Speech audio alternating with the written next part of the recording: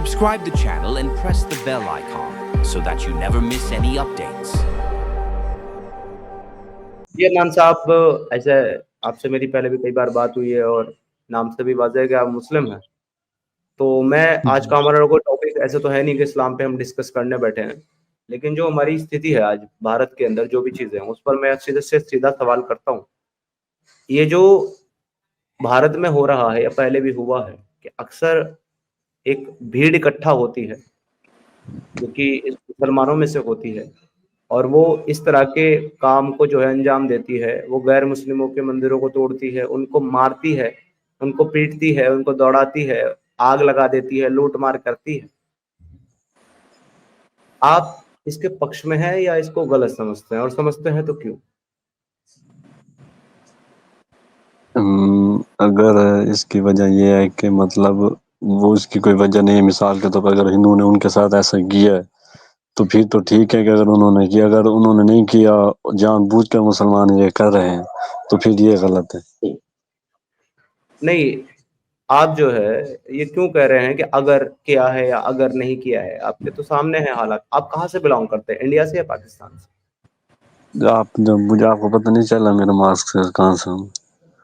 नहीं, आपकी आवाज़ पे लिखा हुआ नहीं है कि पाकिस्तान से हैं आप या इंडिया से, मैं इसलिए पूछ ले रहा हूँ आपसे। मैं पाकिस्तान से हूँ। ठीक है, तो आप सोशल मीडिया, इंटरनेट वगैरह तो यूज़ करते होंगे, जी तो जी। आपको पता ही होगा मेरे भाई कि क्या चल रहा है हमारे यहाँ भारत के अंदर जो है ना, वो कुछ लोग, मुस्लिम्स लोग जो है इकट्ठा होकर के वो सनातनियों पर, हिंदुओं पर अटैक कर रहे हैं, उनको मार रहे हैं, उनको उनके घरों से निकाल रहे हैं, जिसके पीछे का कोई कारण नहीं है। सिर्फ कारण एक है कि अभी हमारे देश के अंदर वक्फ बिल अमेंडमेंट पास हुआ है, जिसमें वक्फ बिल जो है उसके अंदर जो पहले कमियां थी उसमें कुछ सुधार किया गया है और वो भी आपके समाज यानी कि इस्लामिक समाज मुसलमानों के फायदे के ही लिए है। तो उसका विरोध कर रहे थे मुसलमान वहां पर और उसका विरोध उन्होंने इस तरीके से किया है, यानी कि जो बिल सरकार ने पास किया, कॉन्स्टिट्यूशन ने पास किया और वो पार्लियामेंट ने पास किया, उस बिल का गुस्सा जो है उन्होंने वहां करके हिंदू सनातनियों के ऊपर निकाला है। तो आप इसको अच्छा मानते हैं कि बुरा मानते हैं? मैं ये कह रहा हूँ ना कि जो ये भी हो रहा है ना, मतलब इसके पीछे मुझे जो अपना पॉइंट ऑफ व्यू है जो ये है कि इसके पीछे ना सियासी है। मिसाल के तौर पर ये जो पॉलिटिक्स है, शायद इसके पीछे मुझे लगता है पॉलिटिक्स है।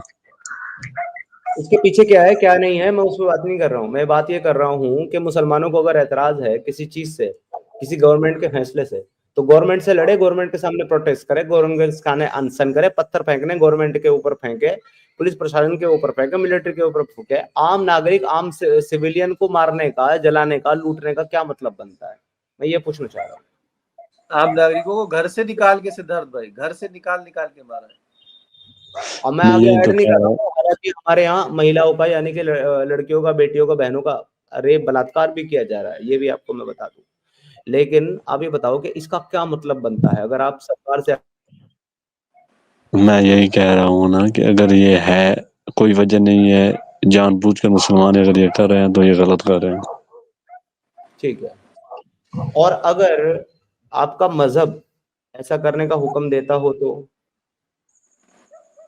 नहीं नहीं, ये मैं 100% दावे से कह सकता हूँ कि इस्लाम ये हुक्म नहीं देता। इनका जो हुक्म है वो किसने दिया है, इस्लाम ने कि किसी और ने? किसने? गजवाए हिंद का जो हुक्म दिया है वो आपके रसूल ने दिया है या किसी और ने दिया है?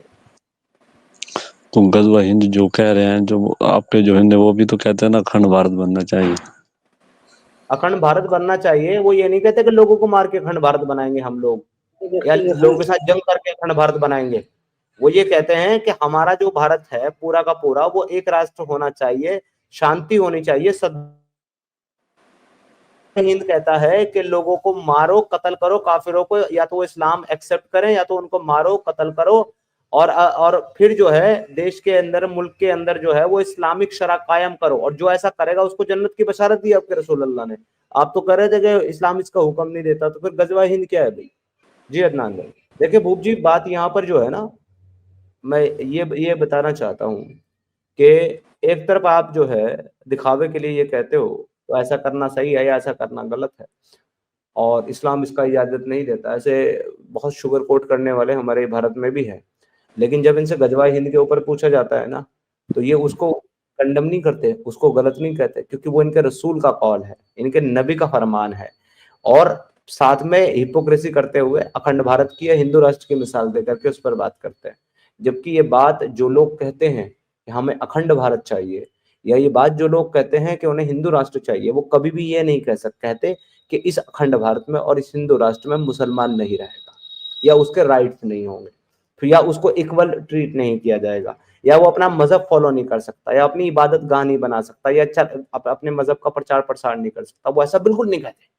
लेकिन इनका जो इस्लामिक शरा है वो ये कहता है कि गैर मुस्लिम कभी भी इस्लामिक शरा के अंदर ना तो अपने मजहब का प्रचार प्रसार कर सकता है, ना उसकी तबलीग कर सकता है, ना अपनी इबादत गाह बना सकता है।